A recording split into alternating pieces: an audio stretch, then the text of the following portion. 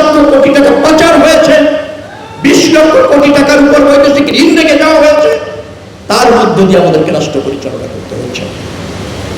16টি mega প্রকল্প, অর্থ ব্যয় হয়ে গিয়েছে, কাজ হয়নি, কন্ট্রাক্টর পালিয়ে গিয়েছে, শুরু করা যাচ্ছে না। এট দ্য সেম টাইম বিদেশি দাতা সংস্থা যারা আছে, যারা আমাদের বন্ধু হিসাবে, সহযোগী হিসাবে বড় বড় প্রকল্পে সাহায্য করত, তাদেরও অনীহা তৈরি হয়েছে গত 18 বছরের দুর্নীতি আর অনানুষ্ঠানিক প্রক্রিয়ার কারণে, অসহযোগিতার কারণে, দুর্বৃত্তায়নের কারণে দাতা গোষ্ঠীও গত 18 বছর 17 বছর তারা বিরক্ত হয়েছে।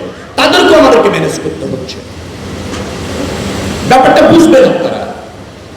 বড় প্রকল্পের অর্থ বিশ্ব ব্যাংক নিয়ে যেতে চায়, এডিবি নিয়ে যেতে চায়, জায়গা বন্ধ করে দিতে চায়।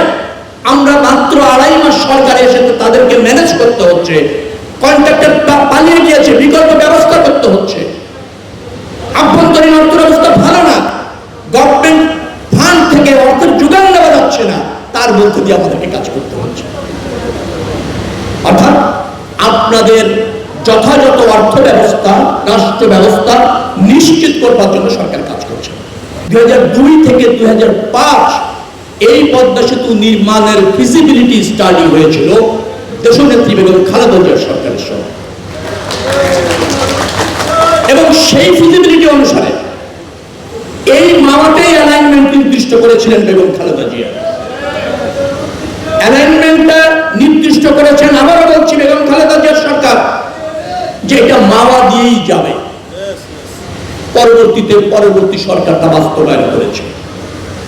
অর্থের অপচয় হয়েছে আমি যতটুকু বুঝি, দুর্নীতি হয়েছে আমি যতটুকু দেখেছি, কিন্তু পদ্মা সেতুটা হয়েছে।